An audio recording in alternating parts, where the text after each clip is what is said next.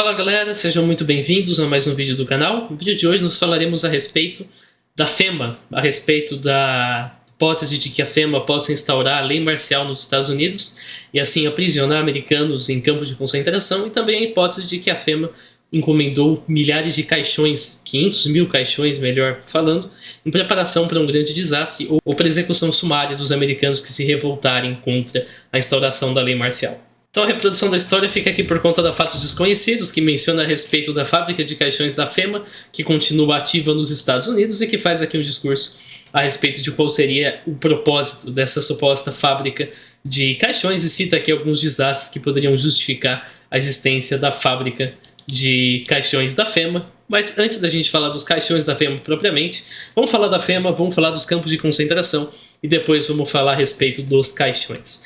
Eu optei por deixar esses dois temas no mesmo vídeo porque eles acabam se relacionando. Hoje em dia eles não estão tão relacionados assim, mas você só precisa fazer uma ligaçãozinha, só precisa fazer um contato para que os dois temas se tornem relacionados de novo, então eles vão para o mesmo vídeo.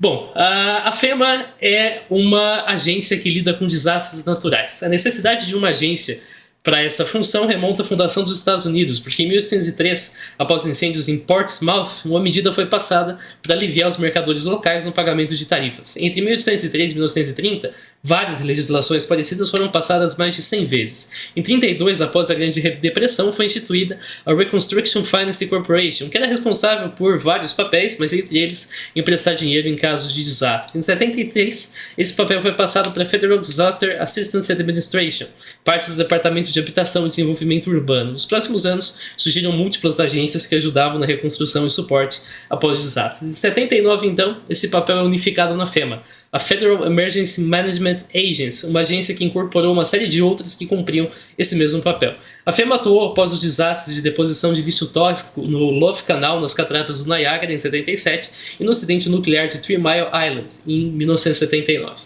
Nessa época, a FEMA também tinha preocupações de defesa civil, mas com o fim da Guerra Fria, o seu foco pode ser voltado totalmente para desastres. Gradualmente, novos papéis foram delegados à FEMA, como segurança de barragens, inspeção de medidas em prédios contra terremotos, preparar abrigos e estoques de alimentos para emergência, controle de material perigoso e contra terrorismo, esse último após um ataque com gás sarin no metrô de Tóquio, que fez os Estados Unidos repensar a respeito da sua segurança nesse quesito. Após o 11 de setembro foi criado o Homeland Security, o Departamento de Segurança Interna, e a FEMA foi absorvida pelo departamento, se tornando parte de uma agência do departamento, até se tornar FEMA novamente em 2007, mas ainda sob a coordenação do Homeland Security, como está até hoje.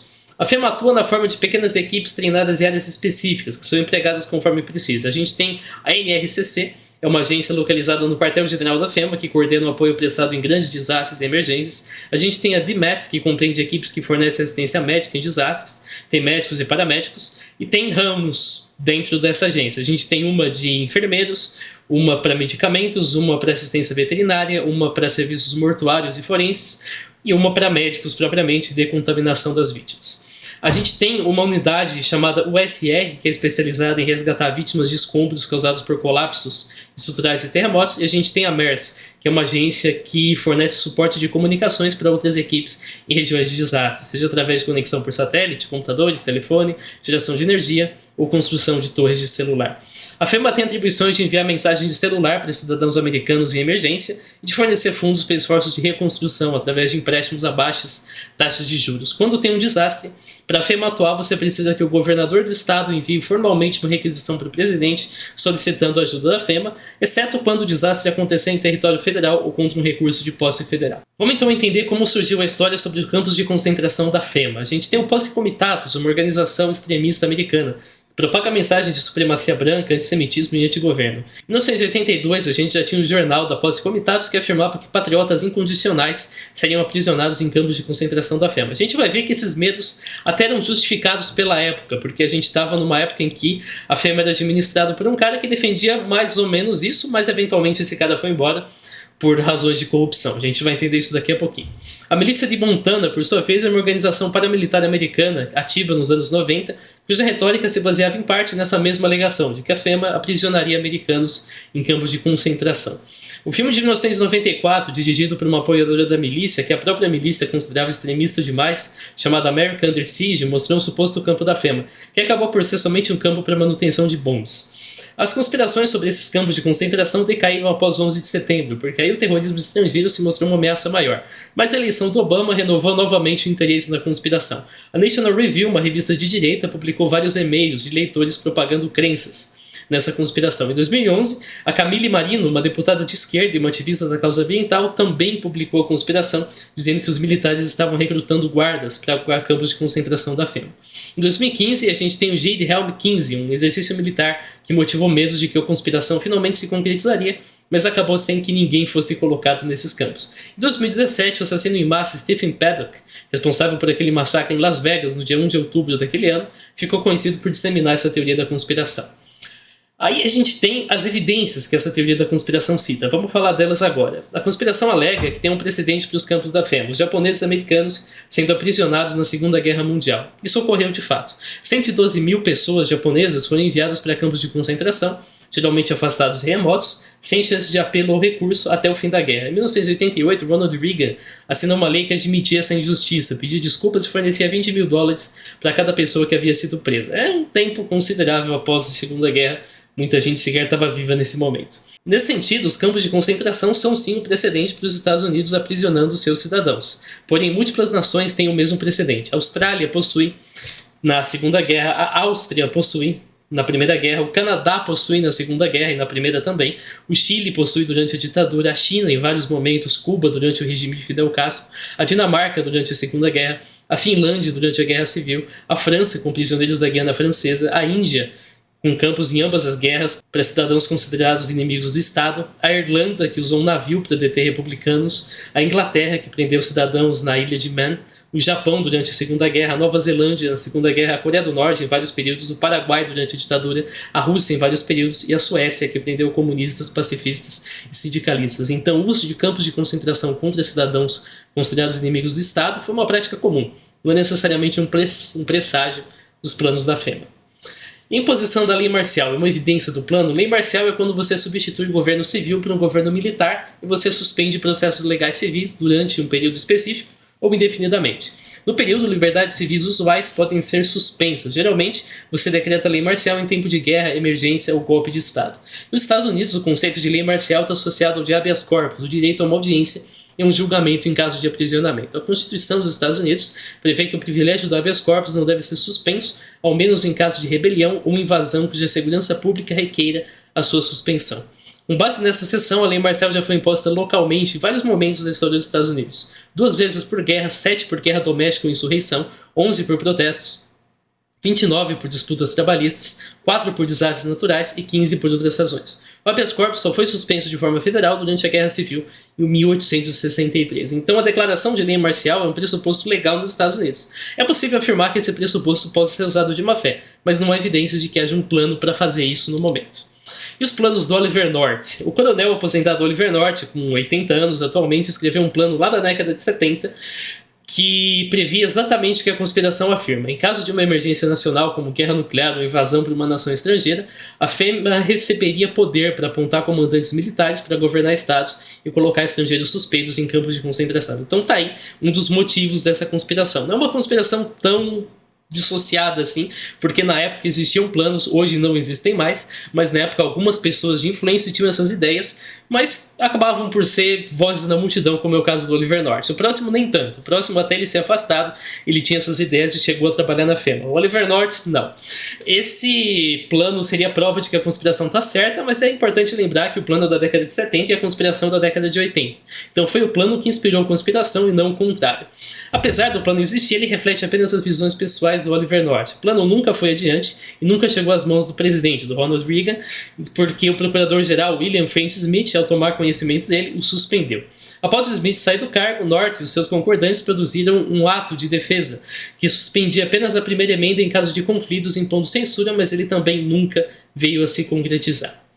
E o documento do Giuffrida é uma evidência do plano? A gente tem um cara chamado Luiz Honorato Jeff Giuffrida, falecido em 2012, que escreveu uma tese em 1970 alegando que em caso de uma insurgência racial, os americanos negros deveriam ser presos em campos de concentração. A própria tese questiona se isso seria realista porque levaria 14 anos para ser feito. Em 1981, o Gilfrida é nomeado para a FEMA, mais uma vez motivando a conspiração. Porém, em 1985, ele é expulso da FEMA após denúncias de fraude e corrupção. Mais uma vez, esses planos representam uma visão pessoal e não um plano da FEMA atualmente. Também, mais uma vez, a conspiração foi baseada nos planos do Gilfrida e, portanto, a existência deles não indica que ela acertou. Os planos são anteriores à conspiração e anteriores à nomeação do Gilfrida para a FEMA. Conspiração 82, Gilfrida na FEMA, em 1981. Aí a gente tem o exercício REX 84B, que foi um exercício militar feito em 1984, a FEMA participou, que simulou o aprisionamento de um grande número de americanos em fortes durante uma situação de lei marcial. Adivinha quem encabeçou esse negócio? O Gilfrida, que era diretor da FEMA em 1984, e claro, isso revela suas ideias durante o período que ele estava na organização. Os detalhes do plano estão publicados em 1987, você pode ler mais a respeito aqui, isso foi um trabalho jornalístico que produziu esse livro, onde você pode ler mais aqui a esse respeito. Você tem que emprestar o livro, mas é bem tranquilo de fazer, só precisa fazer login e aí emprestar o livro por um tempinho. Você pode emprestar por 15 dias ou por 1 hora e funciona tranquilamente. E planos do tipo existiram por muitas décadas e revelam que essa é uma possibilidade que os Estados Unidos cogitam mesmo após o suposto arrependimento com os eventos da Segunda Guerra. O FBI era conhecido e ainda é por manter lista de pessoas consideradas subversivas. Essa lista já chegou a ter 100 mil nomes. O Gilfrida, inclusive, solicitou essa lista durante o exercício, mas foi negada. Então, o Gilfrida era um cara que tinha aí um certo complexo de ditador e tinha essas intenções, portanto, a conspiração na época, em 82, até era justificada. Depois que o Gilfrida saiu, ninguém mais na FEMA apontou esse tipo de ideia. A gente tem um cara chamado Wesley Clark, um general aposentado, que concedeu uma entrevista na qual ele advoga pela criação de campos de concentração para americanos radicalizados frente ao extremismo muçulmano. Porém, essa é mais uma vez uma opinião pessoal, especialmente porque o Clark não tinha poder nenhum na época das acusações e nem tem poder atualmente. Além disso, Clark nunca foi ligado à FEMA, portanto, ele não faz parte da FEMA, não tem nada a ver com a FEMA diretamente. O que dizer da lista de imagens de campos de concentração? Em 2012, o Alex Jones deixou o link de uma página na Disclose.tv contendo uma lista de campos de concentração da FEMA. A página não está mais no ar, mas se você pesquisar na internet você encontra essa lista. Então eu verifiquei o que é cada local no mundo real e basicamente o que eles falam é, eles pegam um local que poderia ser usado como campo de prisioneiros e afirmam que vai ser usado como campo de prisioneiros porque sim.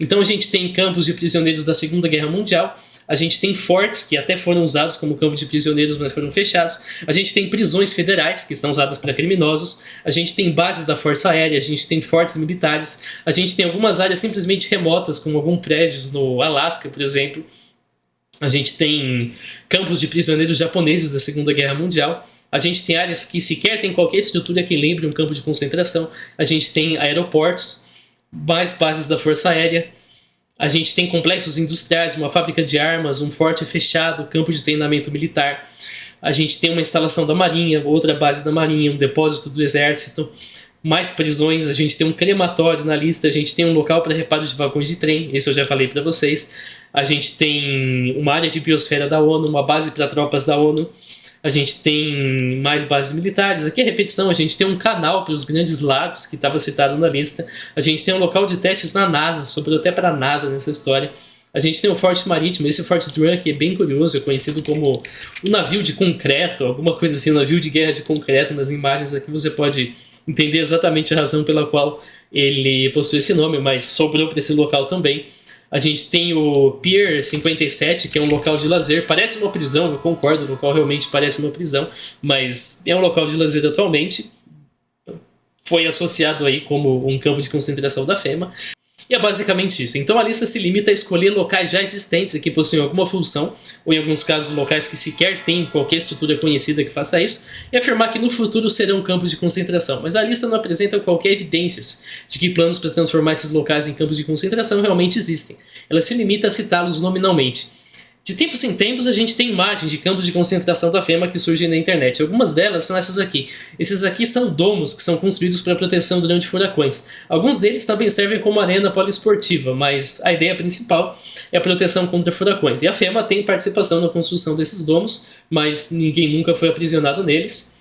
A gente tem outro vídeo que mostra 3 locais diferentes. 2 delas são de casas usadas para abrigar temporariamente os sobreviventes de desastres naturais. por exemplo, no Havaí, na Califórnia, e a outra é de pessoas em quarentena por causa da Covid-19. Outra imagem mostra um parque de trailers no Arizona. Um site alegou que a FEMA usou barcos para aprisionar pessoas que fugiram dos incêndios do Havaí. Mas para ilustrar a matéria foram apresentadas 3 imagens, nenhuma delas no Havaí. Uma delas mostra um abrigo móvel da FEMA, usado para fornecer habitação temporária para vítima de desastres. Então você leva esse navio até lá e as pessoas podem habitar essas casas aqui durante um período até poderem voltar para suas casas ou reconstruírem as suas casas. Outra imagem mostra um barco prisão da Venom Sebane Correctional Center, que é usado para abrigar criminosos. Então é uma prisão e é um barco, mas é para criminosos. Ele nunca esteve no Havaí. A terceira imagem mostra apenas um barco em construção, não tem nada demais. Outra versão consta que um andarilho em Missouri encontrou um acampamento de prisioneiros da FEMA. E de fato, uma fotografia relacionada à FEMA, mas o local é um local público no Texas, usado para abrigar trabalhadores durante o furacão Ike. Então não tem absolutamente nada a ver com um campo de concentração. Pode ser legal que essas estruturas podem servir como prisão. É verdade, mas todo país funcional possui estruturas do tipo.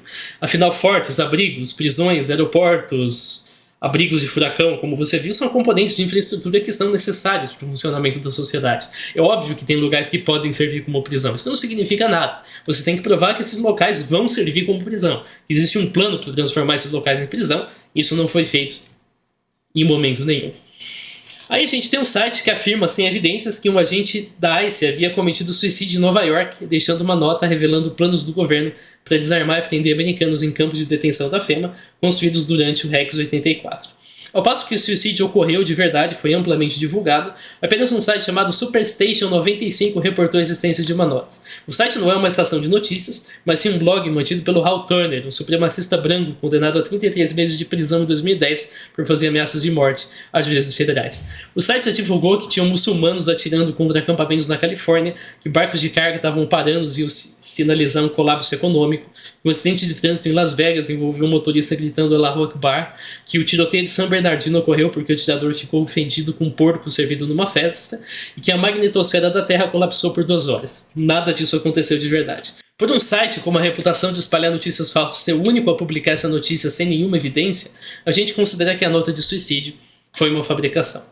E os caixões da FEMA? Em 2008 surgiram imagens de milhares de aparentemente caixões que provocaram rumores de que o Barack Obama havia encomendado através da FEMA esses caixões para um desastre planejado ou para enterro dos americanos mortos em uma tomada de poder. Essa é a imagem dos caixões da FEMA. Uma investigação, vamos ver se o arquivo da internet colabora. Hoje à tarde não estava indo de jeito nenhum, mas aparentemente agora foi. Essa investigação é de 2008, conforme você pode ver aqui, e fala a respeito desses supostos caixões. Ela revelou que não são caixões, são cofres funerários usados para envolver um caixão e evitar que o túmulo afunde durante a decomposição. No momento, há cerca de 50 mil cofres funerários, mas como o local estava sendo usado desde 97, podiam haver de 70 ou 80 mil no começo. Uma pesquisa por Plastic Burial Vault revela justamente esse tipo de coisa. Então você vê aqui esses caixões, ou melhor, esses cofres funerários, como eles realmente são.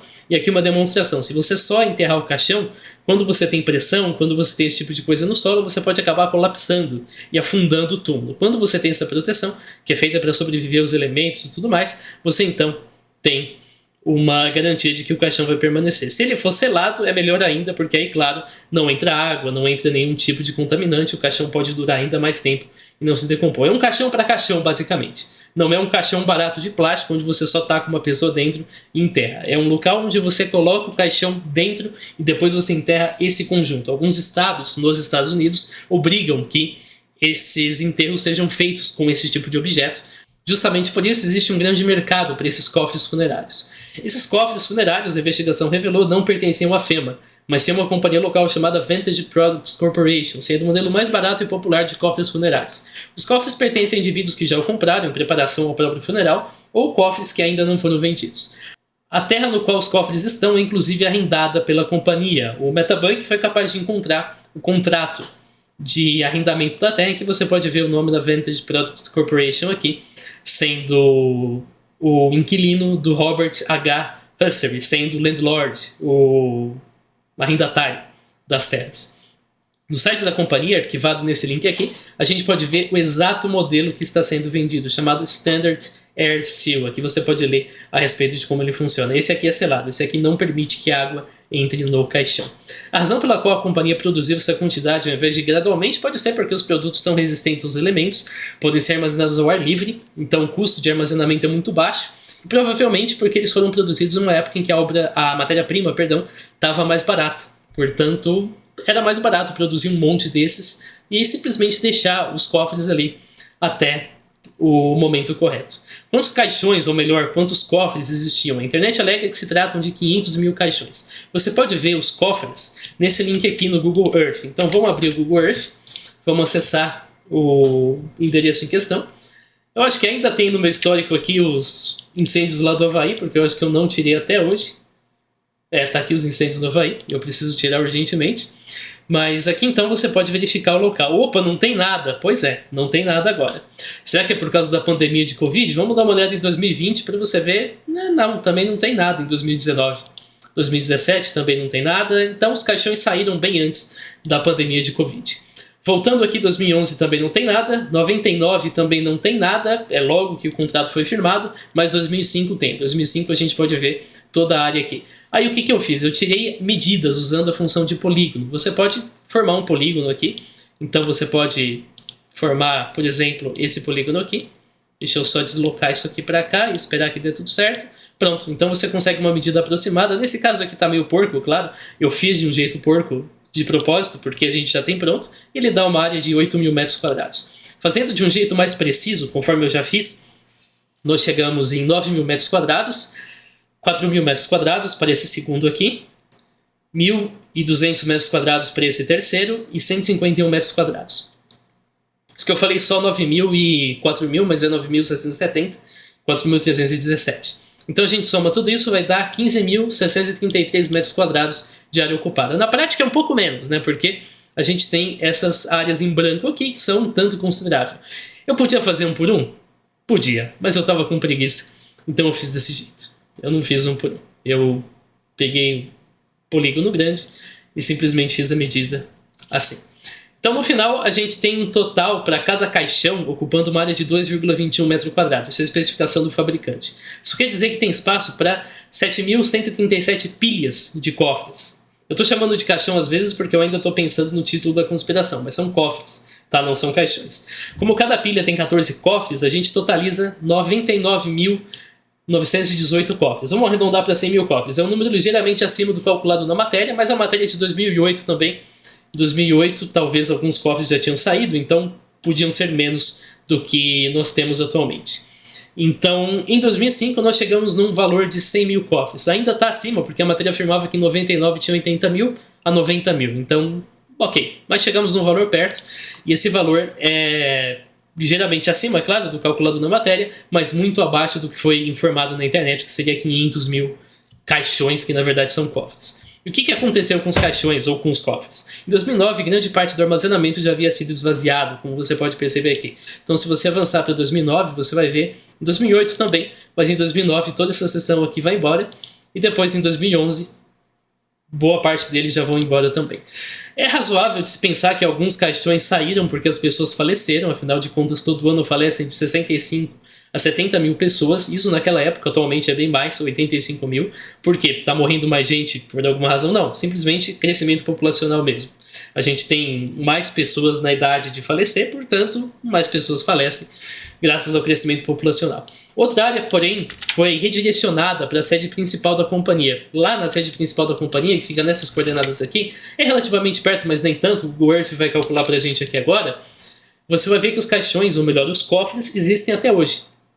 Então, se a gente pegar a imagem de 2010, você vai ver que lá nós tínhamos alguns dos cofres. Se você avançar, você vai ver que sempre existirão cofres. Se a gente colocar aqui em 2022, assim que carregar, claro, você vai ver que os cofres ainda estão presentes aqui, conforme está indicado, porque é uma companhia funerária e porque pessoas morrem de tempos em tempos. Isso, claro, eventualmente vai acontecer. Acho que tem até visão em 3D que você pode usar para ver os cofres aqui. Realmente. Dá para ver os cofres na visão 3D. Mas enfim, isso é irrelevante. Os cofres são provas de que a FEMA esperava e ainda espera por um desastre. Os cofres existiam na localização antiga e ainda hoje existem na sede da Companhia da Geórgia. Muitos afirmam que isso é prova de que havia antes da pandemia, e ainda há, porque os cofres estão lá, planos para um grande número de mortes. Mas conforme a gente verificou na sessão anterior, milhares de pessoas morrem todos os anos. Os cofres duram centenas de anos expostos aos elementos. Portanto, é uma decisão inteligente. Se está barato, encomenda muitos desses e deixa lá pronto. Você pode deixar a céu aberto.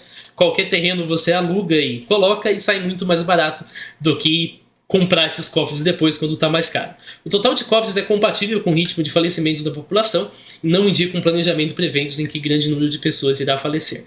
A alegação de que haverá um evento com grande número de mortes e a FEMA encomendou caixões para isso é parcialmente verdadeira e parcialmente falsa. Parcialmente verdadeira porque, eventualmente, sempre vai haver um evento com grande número de mortes. Geralmente uma pandemia vai ser na casa dos milhares ou milhões. Essa é uma observação verdadeira, mas é uma observação óbvia, conforme você pode ver aqui na nossa lista de pandemias. Se você colocar nos anos mais recentes, você vai ver que nós temos pandemias causando mortes regularmente. Então, esse tipo de coisa faz parte. Esse tipo de coisa sempre vai acontecer. Sempre aconteceu. Vai ter outra pandemia no futuro. É óbvio que vai ter outra pandemia no futuro. Eu não sou nenhum profeta por dizer isso para você. Agora, essa é uma observação parcialmente falsa, porque os caixões não são de plástico baratos, mas sim são cofres funerários, dentro dos quais o caixão vai entrar, e porque os cofres não pertencem à FEMA, mas sim a uma companhia privada, e também porque eles não foram produzidos antevendo nenhum desastre. No mundo real, aqui, durante a pandemia de Covid, as pessoas foram sepultadas em caixões de madeira, dentro de sepulturas coletivas, sem o uso de cofres funerários, conforme você vê nessa imagem aqui. E tem caixões brancos na FEMA. Se você vier no Google e pesquisar por caixões da FEMA, vai aparecer outra imagem aqui do que parecem ser caixões da FEMA. Mas basta você ler a matéria para você descobrir que isso aqui na verdade são trailers e não caixões. Se você ver a imagem maior, você vai perceber que são trailers. Esses trailers têm um problema de... Vamos pesquisar aqui o nome do composto porque eu não lembro. De formaldeído, que acaba sendo emitido pelos trailers, mas ainda assim a FEMA diz que vai continuar fabricando porque o problema não é tão grave. Essa é uma notícia de 2007. O governo americano comprou 30 mil guilhotinas. É o que diz uma notícia de 2013, compartilhada num blog contra o Islã.